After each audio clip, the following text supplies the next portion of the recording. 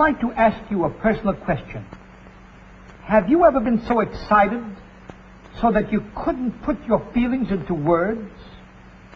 Did you ever have an experience that thrilled you so that you didn't know how to start to describe it?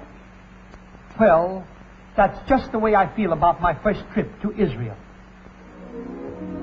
When Mrs. Cantor and I landed in Israel, I felt that we were in another world.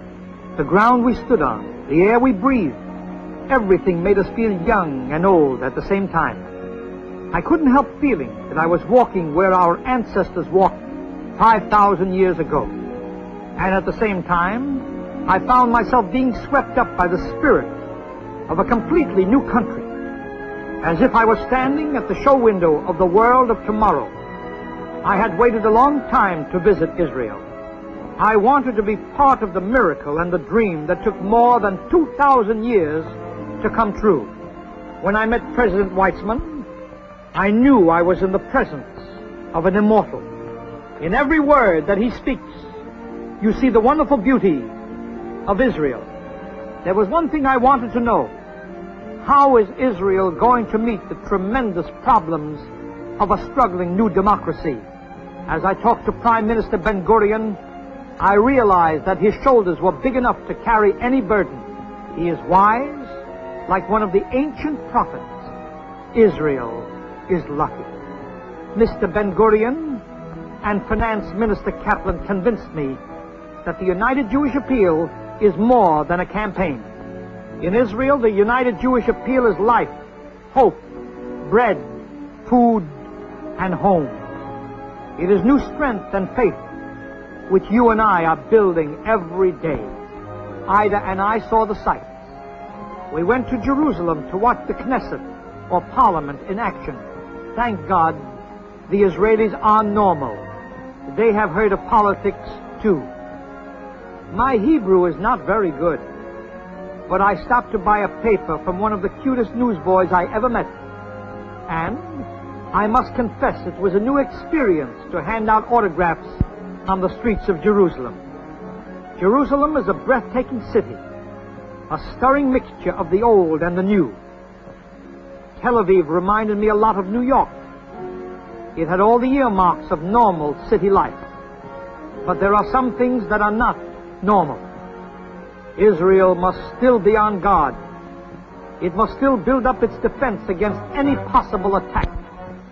It was nothing short of a miracle that the heroic young men and women of Israel were able to defeat the armies of the invader.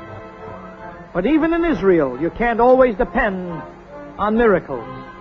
So everything must be done to safeguard the freedom and the independence for which so many died and for which so many sacrifices were made. The guns are silent, but the dove of peace is not a happy bird in that part of the world. That is why Israel must be prepared. That is why many of its young men must be trained to fight. The world must not forget the heroism of this people who fought against such great odds to find happiness not merely for themselves, but for their brothers all over the world. They fought so that their children could laugh and play and grow up to enjoy the blessings of democracy.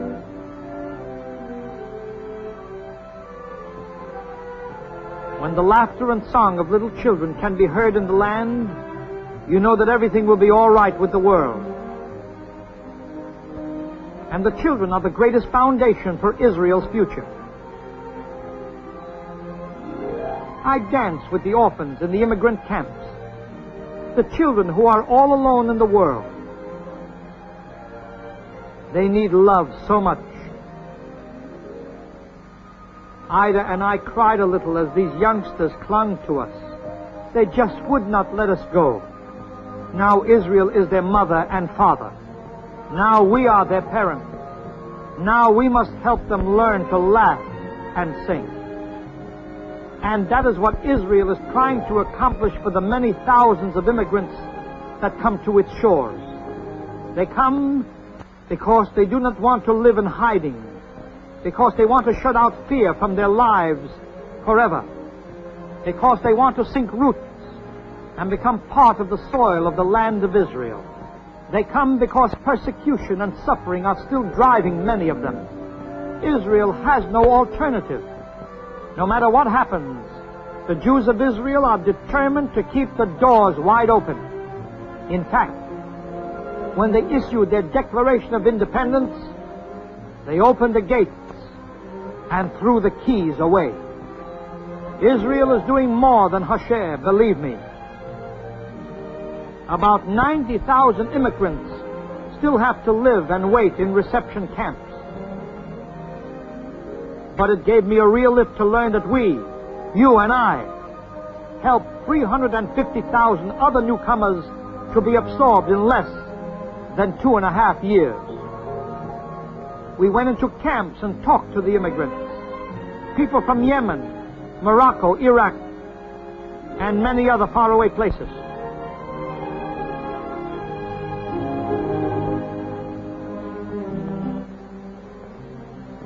In one of the camps, a Yemenite patriarch blessed me for my services to the Jewish people. I felt good, but not good enough. In the back of my mind was the difference between the word pledge and the word cash.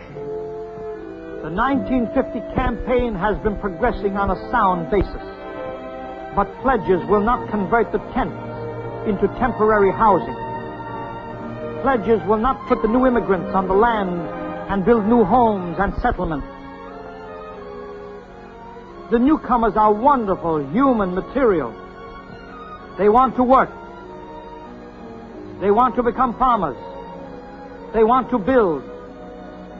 But cash is the one thing that will do the job. I was proud of these people. I was proud that we were helping them. I was proud of the United Jewish Appeal and what it has accomplished in the past decade.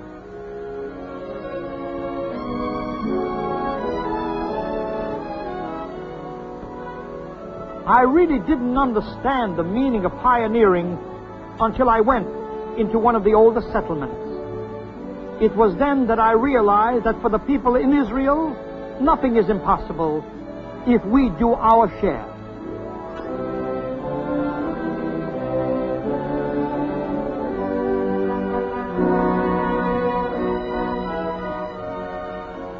Look at what we have created. All of Israel can be a land of happiness and beauty, of joy and laughter and freedom, if we act quickly to give them the tools to finish the job.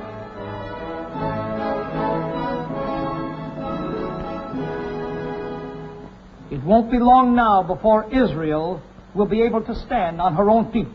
It won't be long now before she becomes strong and self-reliant.